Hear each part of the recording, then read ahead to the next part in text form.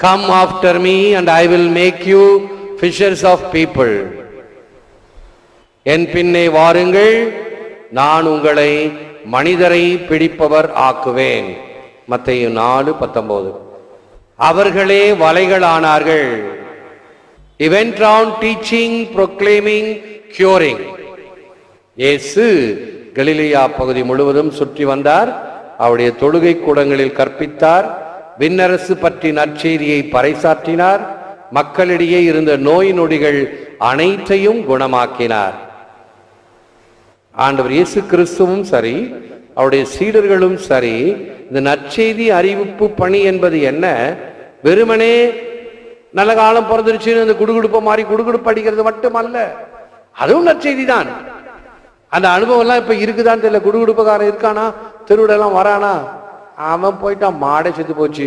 எங்க அந்த காளை மாடுகளே அழிக்கிறதுக்கு போயிட்டாங்க. இந்த மாடல்ல என்ன, வெறும் வெட்டு மாடு, அது செத்தே போயிருக்கு. நேரம் ஒரு குடுகுடுப்ப மாடு கூட இருக்காது.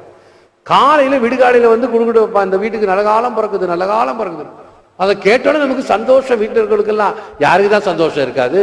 உங்களுக்கு நல்லது நடக்குன்னு சொன்னா எல்லாருக்கும் சந்தோஷம் தான். ஐயோ நல்ல செய்தி சொல்லியிருக்கிறானே, அவன் 10 மணிக்கு வருவான், அரிசி கொடுக்கணும், நல்ல பழைய துணி ஏதாவது இருந்தால் எடுத்து கொடுக்கணும், எல்லாம் எடுத்து கொடுக்கணும். அதெல்லாம் ஒரு காலம். ஏன்னால் நல்ல செய்தியை அறிவிக்கும் பொழுது ஏற்படுகின்ற மகிழ்ச்சி. அது குடுகுடுப்ப காரணம் இருந்தாலும் சரிதான். கொஞ்சம் நொடிச்சு போயிருக்கிறோம், டிப்ரெஸ்டா இருக்கிறோம், நல்ல வார்த்தை நாளை சொல்லுங்க, மனசுக்கு இதமாக இருக்கும். ஏனென்றால் அந்த நல்ல வார்த்தை நமக்கு தெம்பு ஊட்டுகிறது. ஆகவே ஆண்டவர் முதலில் இந்த நற்செய்தி என்று சொல்லும் பொழுது சிறைப்பட்டோர் விடுதலை அடைய, நோயுற்றோர் குணமாக்க, பேய் பிடித்தவர்கள் குணமாக்க, இவைகள் எல்லாம் செய்வதுதான் நற்செய்தி. அதற்காகத்தான் அந்த 12 அப்போஸ்தலர்களை தேர்ந்தெடுத்தார். தம்மோடு இருக்கவும், தம்மோடு இருந்து இந்த பணிகளை செய்யவும். நோய்களை குணமாக்குவது நோய் நாடி, நோய் முதல் நாடி. எந்த டாக்டர்கிட்ட நிறைய மக்கள் போவாங்க? யாரு கைராசியான டாக்டரோ அவர்கிட்ட தான் நிறைய பேர் போவாங்க. கைராசியான டாக்டர்னா என்ன? அவர் நாடிய பிடிச்சே சொல்லக்கூடிய டாக்டர் அந்த காலத்துல இருந்தாங்க. இப்ப ஸ்டெத்தாஸ்கோப்பை வச்சுக்கிட்டு, ஒரு ஸ்டெத்தாஸ்கோப்பினுடைய கருவி ஒரு காதுல இருக்கும், இன்னொரு காதுல என்ன தெரியுமா இருக்கும்? செல்போன்ல இருந்து ஒரு இயர்போன். பாட்டு கேட்டுக்கிட்டே மருத்துவம் பண்றாங்களாம். என்னத்த மருத்துவம் பண்ணுவாங்க? வேற ஏதாவது ஊசியை போட்டு அவன் செத்து போயிடுவான். நோய் நாடி, நோய் முதல் நாடி. அப்ப அந்த டாக்டர் அந்த காலத்துல நாடிய பிடிச்சு பார்த்தே சொல்லிடுவாரு. இன்னும் ஒரு கட்டம் உச்சமாக போய், பெண்கள் வயிற்றிலே சிசு வளர்கிறதாக இருந்தால் இரட்ட நாடி துடிக்குது, வயிற்றுல ஒரு சிசு இருக்குதுன்னு சொல்லுவார். அவ்வளவு தூரம் கைராசிக்காரர்கள் இருந்தார்கள். இப்ப எல்லாம் ஒரு பக்கம் இயர்போன், ஒரு பக்கம் ஸ்டெத்தாஸ்கோப் போன். என்னத்தை பண்ண முடியும்? ஒண்ணும் பண்ண முடியாது. ஆகவே நோய் நீர்க்க வேண்டும், நோய் நாடி, நோய் முதல் நாடி. அதற்கு என்ன காரணம் என்பதை களைய வேண்டும். ஆண்டவர் இயேசு கிறிஸ்து மிக சிறந்த மருத்துவர். மருத்துவருக்கெல்லாம் மருத்துவர். Doctor of doctors, master of masters. லத்தீன்ல மாஜிஸ்டர் மாஜிஸ்டோரும், டாக்டர் டாக்டரோரும். மோயிசனுடைய காலத்தில் அந்த வெண்கல பாம்பு ஏற்றப்பட்டதல்லவா, அந்த வெண்கல பாம்பை உற்று நோக்கியவர்கள் குணம் பெற்றார்கள் என்பது பழைய ஏற்பாடு. அந்த வெண்கல பாம்பு இயேசுவுக்கு முன்னடையாளம். அங்கேயும் மரம், இங்கேயும் மரம். அங்கே வெண்கல பாம்பு, இங்கு ஆண்டவர் இயேசு கிறிஸ்து. வெண்கல பாம்பிலே விஷம் இல்லை, இயேசுவிலே பாவம் இல்லை. அதை பார்த்தவர்கள் குணம் பெற்றார்கள், இதை பார்ப்பவர்கள் பாவம் என்ற விஷத்திலிருந்து பாதுகாக்கப்படுவார். என்ன அருமையான ஒப்புமை வேற்றுமை! ஃபுல்டன்ஷீன் அவர்கள் கொடுத்த ஒரு விளக்கம் இது. அதை இன்றைக்கு மருத்துவ உலகம் ஏற்றுக்கொண்டிருக்கிறது. ஏனென்றால் அதைத்தான் அந்த கிறிஸ்டோஸ் என்ற வார்த்தையில பிரிஸ்கிரிப்ஷன் என்று போடுவார்கள் அல்லவா. ஒரு டாக்டர்கிட்ட போனா மேல போட்டு பீனு போட்டு ஒரு கிராஸ் பண்ணுவாரு. கிறிஸ்டோஸ், கிறிஸ்டோஸ் என்றால் கிறிஸ்து, கிறிஸ்துவை முன்கரிக்கின்ற அடையாளம். அவங்க பிரிஸ்கிரிப்ஷன் சொல்றாங்க. டாக்டர்கிட்ட கேட்டா நல்ல டாக்டர் என்ன தெரியுமா சொல்வாரு? மருந்து கொடுப்பதுதான் நாங்கள், நலம் கொடுப்பது கடவுள், சுகம் கொடுப்பது கடவுள், வாழ்வை கொடுப்பது கடவுள், உயிரை கொடுப்பது கடவுள், மருந்தை தான் நாங்க கொடுக்கிறோம். அதான் உண்மையான மருத்துவம். ஆகவே ஆண்டவர் இயேசு கிறிஸ்து இவைகளுக்கெல்லாம் மேலாக உயிரை கொடுத்தார், வாழ்வை கொடுத்தார். லாசரே வா. செத்து போன பணம், 4 நாள் நாற்றம் அடிக்கக்கூடிய பணம் எழுந்து வந்தது ஆண்டவருடைய வார்த்தையினால். தாலிதா குமி, இறந்த சிறுமி எழுந்தாள். இளைஞனே எழுந்திரு, பாடையில போனவன் எழுந்தான். யாருடைய வார்த்தையினால்? இயேசுனுடைய வார்த்தையினால்.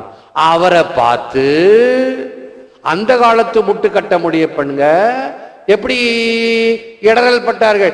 இவன் யாரியா பாவத்தை மன்னிக்கிறதுக்கு பெருசா வந்துட்டான்? இயேசுவை பார்த்து இடரல் பட்டார்கள். நீ பாவத்தை மன்னிக்கிறதுக்கு அதிகாரம் உண்டா? நீ என்ன கடவுளா? கேட்டாங்க இல்லையா? ஏன் வார்த்தை இல்ல. அப்ப இயேசு என்ன சொல்றார்? நீ வெறும் வார்த்தையை தானே நம்புற. எந்த வார்த்தைக்கு அதிகமான பவர் உண்டு? நோய் நீங்கி பாவம் மன்னிக்கப்பட்டது அப்படின்ற வார்த்தையா? அதுல ஒண்ணும் பார்க்க முடியாது. எழுந்து கட்டளை தூக்கி கொண்டு நட, தூக்கிட்டு நடந்தான் இல்லையா இத்தனை நாள் படுத்திருந்தவன்? எந்த வார்த்தையினால் நடந்தான்? அப்பதான் கண் விழிக்கிறான். இவருடைய வார்த்தைகளில் வல்லமை உண்டு. ஆண்டவர் இயேசு கிறிஸ்துவனுடைய வார்த்தை, இயேசுவே உந்தன் வார்த்தையால் வாழ்வு வளம் பெறுமே அப்படின்னு ஒரு பாட்டு பாடுவோம். வார்த்தைகளை சிந்திக்க வேண்டும்.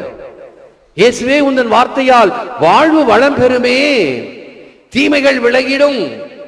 இந்த வார்த்தையை கேட்டால் நன்மைகள் பெருகிடும். அந்த பாட்டை பாடி பாருங்க. அடுத்த தடவை எங்கேயாவது பாடினாங்கன்னா ஒவ்வொரு வார்த்தையும் ஆழமான அர்த்தமுள்ள வார்த்தைகள். அதை உணர்ந்து பாடினீங்கன்னா 10 தடவை ஜெபிக்கிறதுக்கு சமம்.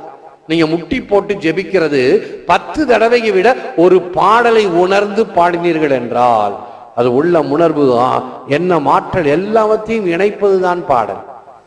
இவ்வளவு தூரம் இருக்குது. இப்பெல்லாம் கொஞ்சம் நம்ம நல்லா தேறிக்கிட்டோம். நல்லா மக்கள் திருப்பலியில் பங்கேற்கின்ற அளவுக்கு, முழுமையாக நேரத்தை கொடுக்கிற அளவுக்கு அது வழிபாடுகள் சிறப்பாக இருக்க வேண்டும் என்பதற்காக. ஆகவே இந்த நேரத்தை நாம் கண்குத்தியாக இருந்து என்ன சொல்லப்படுகிறதுன்னு பார்க்கணும். இயேசுவோடு இருத்தல் என்பது, இயேசு 2 words used, one come, 2 go. It is of no use coming unless you go. It is no use going unless you come. இந்த வார்த்தைகள் தத்துவம் நிறைந்த வார்த்தைகள். இயேசு இவர் வார்த்தைகளின் நற்செய்தியில் அதிகம் பயன்படுத்தினார். வாருங்கள் மற்றும் செல்லுங்கள், வருதல் செல்வதற்காகவே, இல்லையேல் இதனால் பயனில்லை, வந்தால் அன்றி செல்வதால் பயனில்லை. சென்று வாழுங்கள், திருப்பலி முடிஞ்சது அப்படின்னு சொல்லி கடைசியில சொல்றோம். முன்பெல்லாம் நான் பசிலிக்கால இருந்தபோது கடைசியில ஒரு பாட்டு பாடுவோம். அதெல்லாம் முடிஞ்ச பிறகு அவர் படைப்புகள் நாம், அவர் பிள்ளைகள் நாம், அவர் மந்தையின் ஆடுகள் நாம் அப்படின்னு எல்லா பிள்ளைகளையும் சேர்ந்து பாட வைப்போம். அந்த ஞாயிற்றுக்கிழமை ஞாயிற்றுக்கிழமை ஞாயிற்றுக்கிழமை. ஆனால் ஆங்கிலத்தில் சொல்லப்படுகிறது go you are sent forth. English பூசைக்கு போனீங்கன்னா கடைசியில சென்று வாருங்கள், பூசை முடிஞ்சுன்னு சொல்றோம் இல்லையா? சென்று வாருங்கள், திருப்பலி நிறைவேற்றி நம்ம அழகா சொல்றோம். go you are sent forth. நீங்கள் அனுப்பப்படுகிறீர்கள். எதற்காக? பெற்றுக்கொண்ட இந்த பெருவாழ்வை பிறருடன் பகிர்ந்து கொள்ள, பெற்றுக்கொண்ட இந்த ஒளியை பிறருடன் பகிர்ந்து கொள்ள. ஒளி பெற்ற கண்ணினாய் வா வா என்று அழைத்த பாரதியார், ஒளி பெற்ற நீ பிறருக்கு போய் ஒளியை கொடு, ஒளியாயிரு, ஒரு எடுத்துக்காட்டாயிரு, சான்று பகலனாக இரு. வெறுமனே ஞாயிற்றுக்கிழமை பிரசங்கம்னா வந்தமா, ஆண்டவர் இயேசு கிறிஸ்து 5 அப்பங்களையும் 2 மீனையும் மாற்றினார், ஆகவே நாமும் ரசத்தை உட்கொள்வோம், போவோம், சென்று வாருங்கள், பூசை முடிஞ்சது இல்ல. இன்றைய நாட்டு நடப்புல என்ன இருக்கு? நம்ம ஈடுபடணும். we have to enter into the world's life process. வாழ்க்கையிலுடைய எல்லா விதமான சம்பவங்களிலும் நான் பங்கேற்க வேண்டும். ஆகவே go you are sent forth, நீங்கள் அனுப்பப்படுகிறீர்கள் என்பதை வாழ்ந்து காட்ட வேண்டும். Jesus invitation was directed not to their heads but to their hearts. பாத்தீங்களா? அவருடைய அழைப்பு வெறும் அறிவை நோக்கி அல்ல, தெரிஞ்சு கொள்ளுங்க என்றது அல்ல, மாறாக அவருடைய இதயத்தை நோக்கி ஃபீல் பண்ண வேணும், இதயத்தால் கேட்க வேண்டும், இதயத்தால் பார்க்க வேண்டும், இதயத்தால் உணர வேண்டும் என்று அடிக்கடி நான் சொல்லுவேன். அதுதான் உண்மை. கேட்கிறோம், அச்சோ ஒரு உச்சு கொட்டுறது மட்டும் இல்ல, இன்றைக்கு நான் செய்வேன் என்று செயல்பாட்டில் இறங்க வேண்டும். The people that lived in darkness have seen a great light. Christmas விழா அதுதான். காரூரில் இருந்த மக்கள் பேரொளியை கண்டார்கள். I am the light of the world. நானே உலகத்தின் ஒளி. பொய்மை நின்று மெய்மைக்கும், இருளி நின்று ஒளியினுக்கும், சாவி நின்று வாழ்வினுக்கும் தான் ஒரு process of life. ஏதும் தெரியாது என்னை மறைத்த வல்லிருளை நாதா நீ நீக்க ஒரு ஞான விளக்கு இல்லையா? என்னை மறைத்து கொண்டிருக்கக்கூடிய பல வகையான இருள், திரை, இவைகளை எல்லாம் அழித்துக்கூடிய ஞான விளக்கு நீதான். The wisdom light, the light of wisdom. எது wisdom, எது ஞானம்? இறை அச்சமே ஞானம். அச்ச உணர்வே ஞானம். இறைவன் மீது கொண்டிருக்கிற அச்சம். I send you to open their eyes that they may turn from the darkness to light and from the power of Satan to God. நீ அவர்களை இருளிலிருந்து ஒளிக்கும் சாத்தானின் அதிகாரத்திலிருந்து கடவுளிடத்துக்கும் திரும்புமாறு அவர்கள் கண்களை திறக்க வேண்டும். கண்கள் திறக்கப்பட வேண்டும்.